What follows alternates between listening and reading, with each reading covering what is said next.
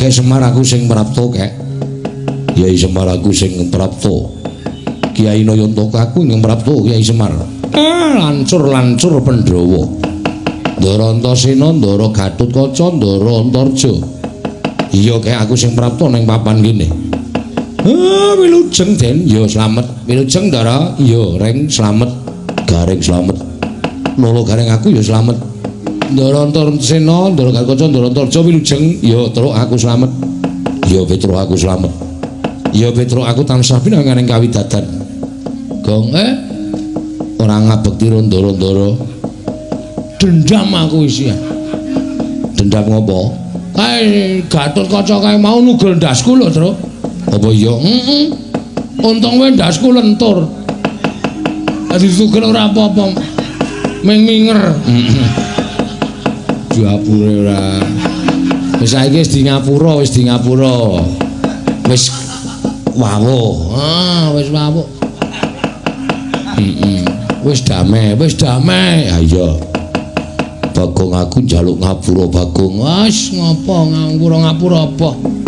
Oh tegel karo aku kok. Ora, aku ora tegel karo kowe. Nyatane nek aku ora diangslupin Ndara Antasena, mati aku wisan, Truk.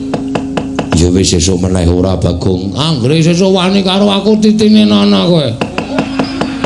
Apa, Gong? Titine Nana. Titenono kok titinono. Nana wis ora pandang bulu aku. Pokoke ada bulunya tak pandang. Ora pandang bulu kok ada bulunya dipandang. Asri. Sami enten napa, Ndara?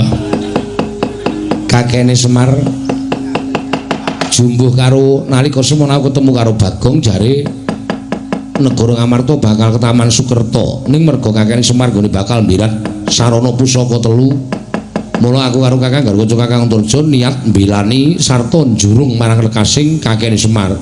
Syukur. Ora pancen ngoten. Malah kepasang yogya katuju ing merga tumrap kula gegayuhan kula niku bakal kasembadan. Kelakon gegayuhan kula ning pacobane mesti uga enggal nekani. Ngono ya kek nggih. Mula niki mboten dangu melih pacobaan niku mesti bakal teka. Mula kula pasrahke sampeyan sing prayitna ngati-ati lho, Ndara. Kula tak ketemu karo bapak sampeyan. Pareka den prayitna sumurenes.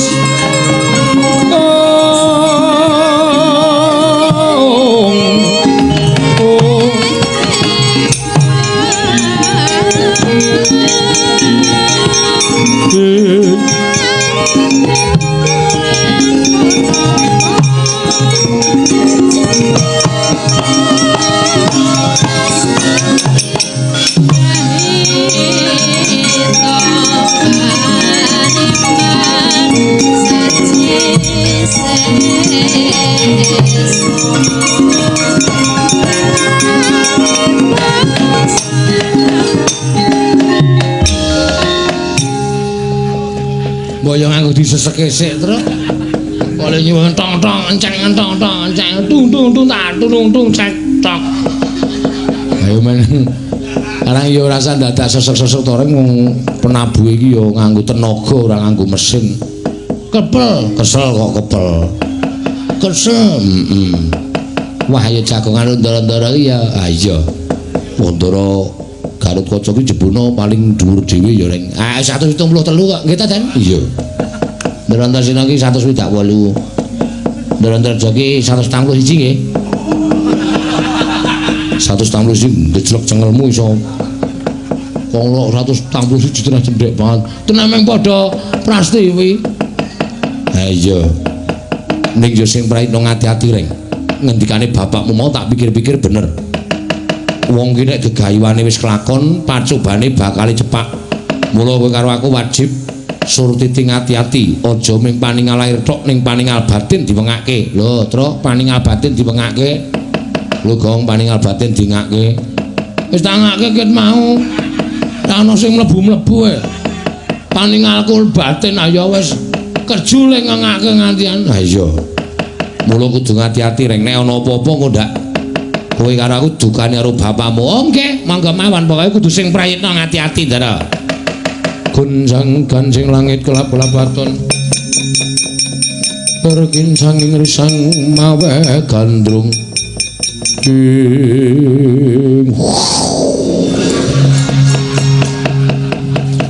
ucap kadit nalika semanten ngramyang balaning Betari Durga nalika semana prapteng karang kadempel sigra sumusup anggane ngrisang Antarja malik tinggal Sang Antarja nyandhak ing rai Raden Garukata linarak kaget Sang Antasena wau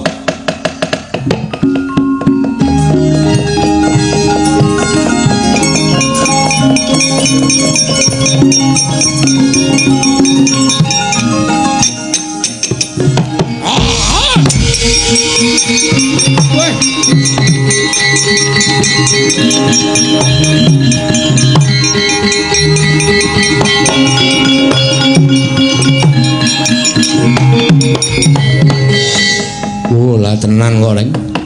Malah iki luwih mbebayani. Sajae mungsuhe iki mungsuh sing ora ketok.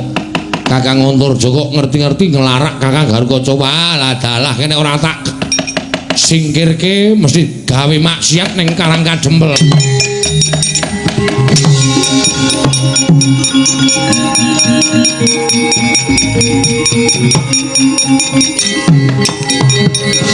Hati-hati, Truk. Ora ngalamun. Petro. Ngopo to, Rek? Ora ngalamun, aku ki mak ler kok ngalamun. Ora ngalamun lho, Tru, yaene iki kok demit tenan iki. Monggo mawawan rampung-rampungan jadilan to, Tru. Ngati-ati nek nganti kowe ngalamun ngrekoso uripmu tenan. Kanggonan demit. Oh, wis ora bakal iso piye-piye kowe. Kowe nek ngalamun ngene.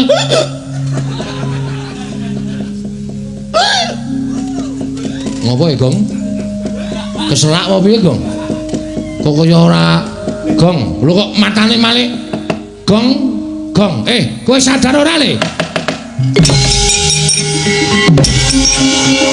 Wah, tenang kayak bocah elek.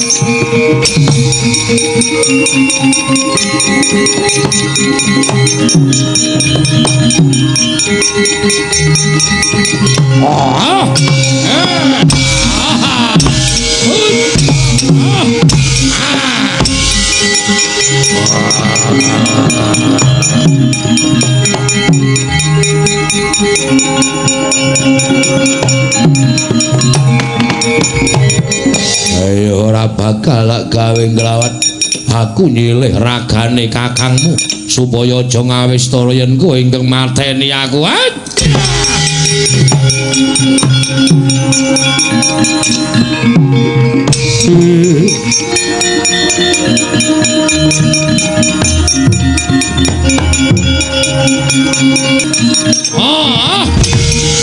Eling Kang.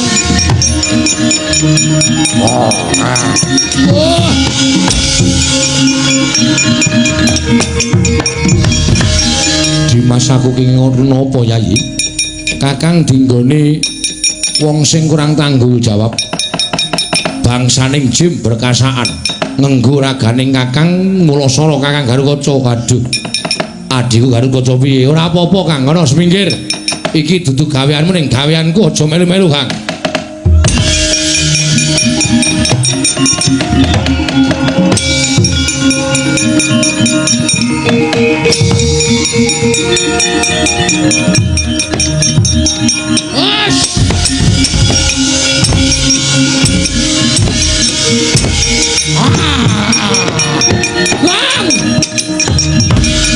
Bang, modar aku kowe iki ngapa, Le? Wes kowe iki ngapa kowe kasurupan to, wes. Gong kowe ora ngawur. Gong. Culke. Gong culke. Waduh. Idoni bareng e. Setan mak. Culke ora kowe. Culke ora. Culke ora. Culke.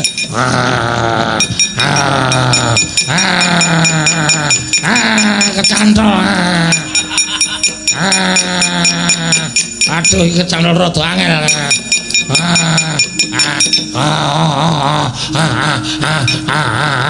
Culke ora, culke.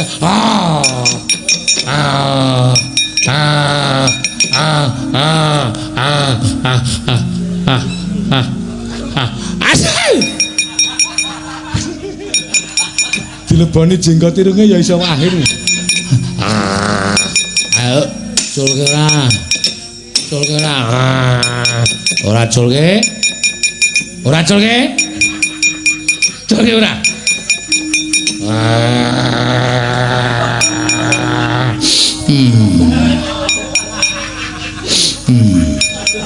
Kapokmu kapan? Ayo sambat to. Culke ora.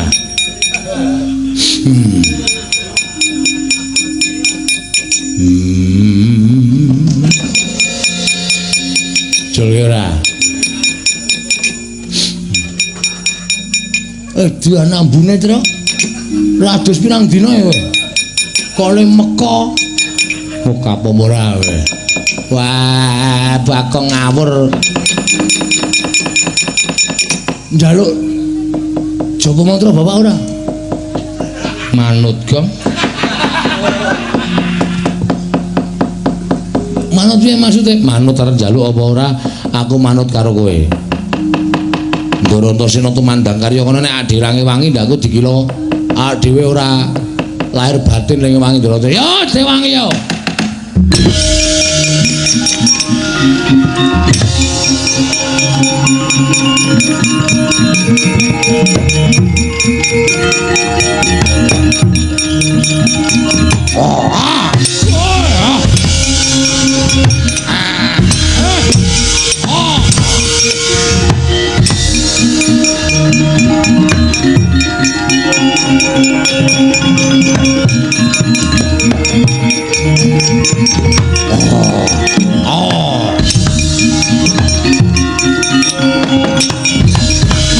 Gunjang sing langit kelap-kelapaton lerekin sanging risang mawe gandrung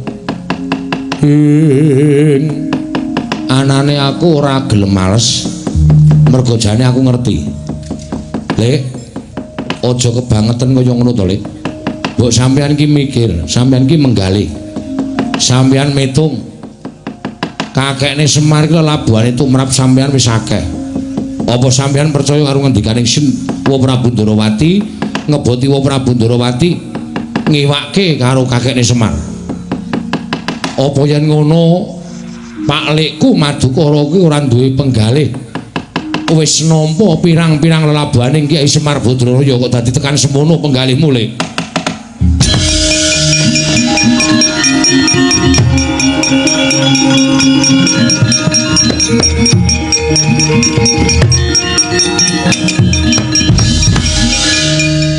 Antasena malah wis nang kene. Sing nang kene ora mung aku karo anak-anak Pandhawa. Ning Siwa Darmakusuma, Bapak Kyai Jodipati ya wis lenggah nang kene. Nek sampean ngamuk kaya ngene iku tak andhake karo bapakku malah salin perkara. Aduh, aja nggir. Koko Prabu, Kakang Mas kula manunggal wonten ing Karang Kadempel.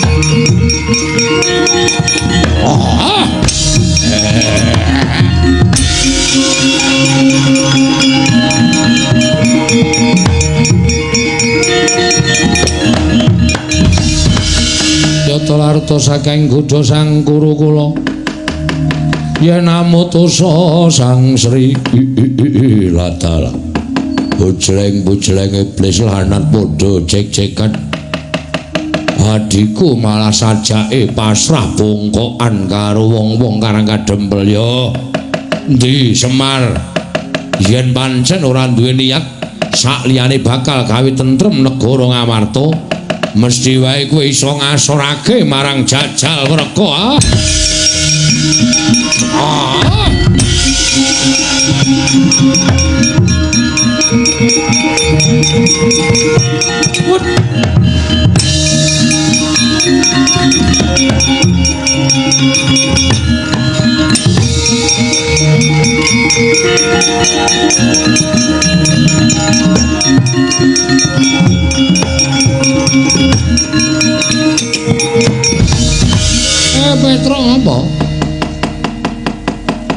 Ndara Antasena ketemu macane Badar Ndara Janaka.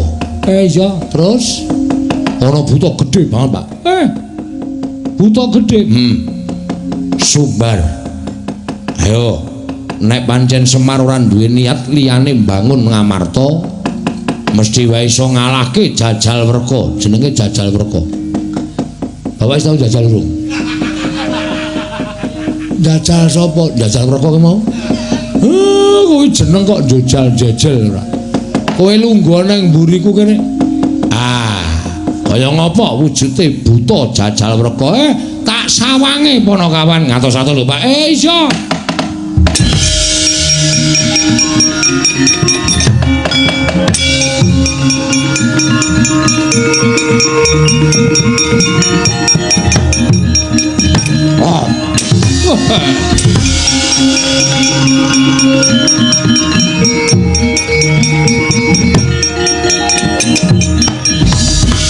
Parekoten prayitna semoriris eko balik titiyoni latala Semar. Durung tau tepung lah kok wis tepung karo aku. Apa ora jeneng wong kondang apa ora jeneng wong kaluka. Ngartasi aku ming derajate ngaceplik kok sampean Ratu Buta iso ngerti karo aku. Ya pancen aku wis ngerti karo kowe. Terus wigatine niat mung bakal kepengin njaluk bali pusaka telu. Tumbak kala welang payung tunggul naga pustaka jamus miang jimat kelima sada. Kok sik kowe iki sapa? Lah kok njaluk pusaka telu? Kowe dudu wong Ngamarta, kowe dudu wong Pandhawa. Lah kok dadi kowe njaluk pusakaning para Pandhawa? Monggo Pandhawa wis padha ikhlas maringake pusaka, saiki wis padha lenggah ana ing Karang Kadempel. Lah kok dadi wong kowe liyan kebrayan kok njaluk pusaka telu? Aku sing tunggu pagedhongan pusaka negara Ngamarta. Semar Saba Ngamarta wiwit negara rung dadi tekan saiki aku Saba Ngamarta. Sapa wae sing tunggu negara Ngamarta ki aku weruh, aku ngerti marga kuwi bangsaning Jim. Andaning Prabu Yudhistira duk nalika semana padha dadi pengayoman tumraping para Pandhawa melu njejaga negara Ngamarta. Yen aku urung tau tepung kowe kuwi sapa? Kowe iki Jim ya udu, kowe iki buta ya udu. Lairmu buta, ning jane batinmu dudu. Ha iya apa ora? Sapa, Pak? Strewet menengo kowe. Menengo kowe ora isruh. Ora kok laire buta kok batine udu ki sapa? Mengko kowe ngerti dhewe. Aja ngapusi aku. Kowe aja ngapusi Semar. Ya ta? Lairmu buta ning batinmu dudu, mbok ora usah dadak sok sulapan kaya ngono kuwi. Nek sing sok tok doli sulapan ki Petruk Gareng Bagong kowe kena, nek Semar aja. Mergo Semar ki ngerti trik-trik sulap. Aku mbiyen tukang sulapan. Lah kok dadi kowe malah pamer karo aku? Lho, apa kowe ngerti karo aku? Ora ngerti sebab apa? Yen pancen awas-awas kita ngerti karo aku sapa? Sinuwun Ndarawati to sampean.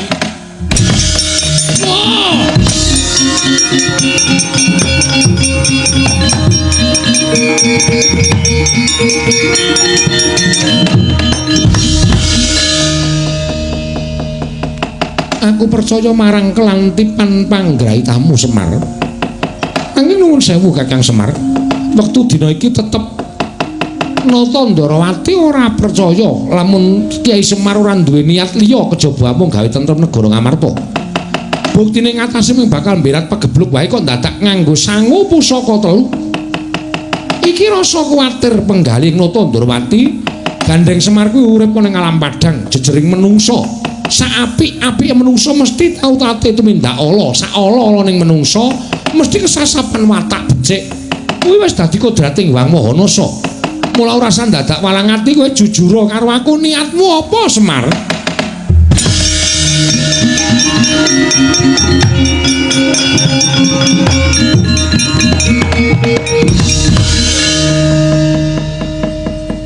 Wani napa mawon kula randhi niat sing ala. Niat kula setunggal mung kepengin dandan-dandan negara Ngamarta. Gandeng kula menika dadi pengayomaning wong Ngamarta. Kula niku wong sing saguh momong. Nek enten napa-napa kalian sing kula omong sing dicucuh Semar. Gandeng Pandhawa niku sing kula omong, mongko Pandhawa bakal nampa pacoban. Nggih menika wujudipun pegebluk. Mula sadurunge niku teka kula mbudidaya supaya mbirat pacoban niku kula wau. Kaya dene kula weruh Ngamarta menika ketekan mendung supaya aja nganti banjir lan udan. Mendung niku kula singkirke. Niku gaweane pamomong. Lah kok malah niat kula sing kaya ngeten? Manganggep kula niku duwe niat sing ala. Sinuwun. Ampun kaya ngoten. Sampeyan duwe panyakra bawa sing elek kali kula. Monggo niat kula mboten ajeng tumindak elek. Saniki Mang Presani. Nata Ndarawati kali senjata cakra niku mboten isa dipisahake. Kekarone manunggal tetunggalan nyawiji. Ngoten. Mang titeni nek niat kula elek senjata cakra mboten ajeng wal saking kancing gelung sampeyan. Ning nek niat kula apik mboten katabetan rasa ala. Senjata cakra manunggal kali pusaka 3. Mang titeni, Ndara.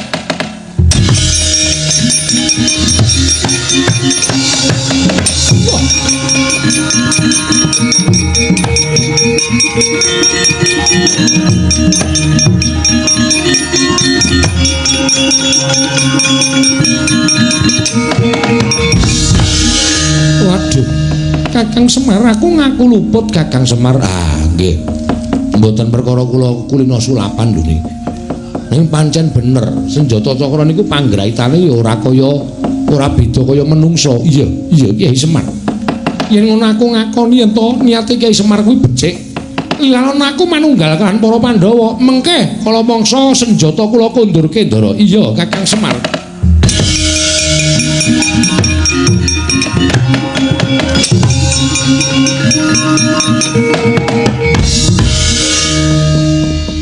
Kami ditambahi senjata cakra iki piye, Mas? Sing penting rada beda. Aku nek nganggo Teguh Yuwana slamet sungsaning Gusti. Aku damen diarani tekan ora padha wae. Cukup dinehi senjata cakra niki rasane wis rada beda. Wah iya. Bapake pancen pinter dasmu. Iki mentekne wong bingung. Kudu kepiye meneh? Betari Durga singkire. Tak singkirke kaya ngapa?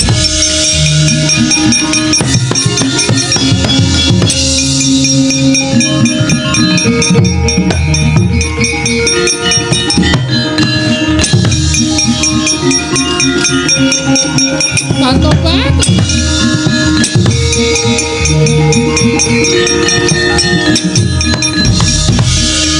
Kyai Semar nggih. Ya, heeh. Bareng apa kowe nggo wadyabala ning Karang Kadempel? Mboten menapa-menapa, nek ora apa-apa bali. Aja gawe kisruh. Kancamu sing uta dituntun, sing lempoh digendong, sing budheg dijawil. Berkasaan ganggu gawe dulurku warak kene mungsuhe Semar. Ayo mulih kabeh. Inggih ngetokaken dawuh.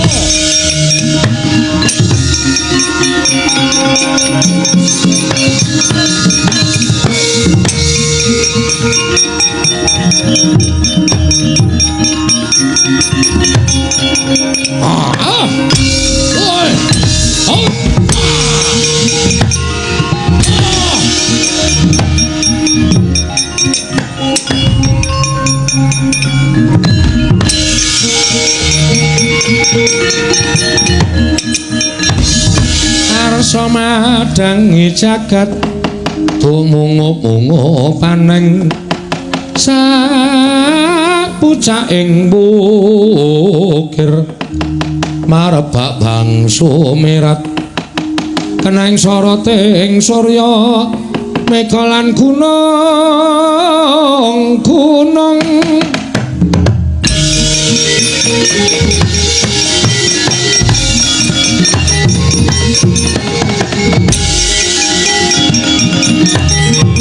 Pun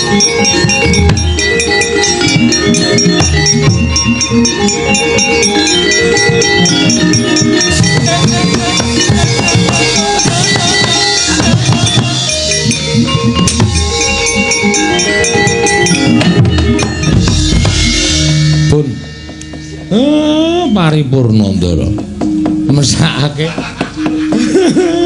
le nuthuk gamelan nganti mendelik-mendelik iya purnaning gati mugi-mugi sedaya manggiya raharja niring sambikala ayom tentrem kebaing karukunan lan tansah nampi barokah ing Wang Mahanasa ya Semar.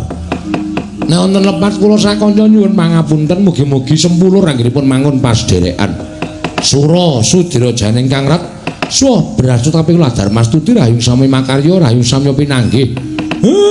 Kula nyuwun pamit. Nek wonten lepat sepisan malih nyuwun pangapunten Ndara.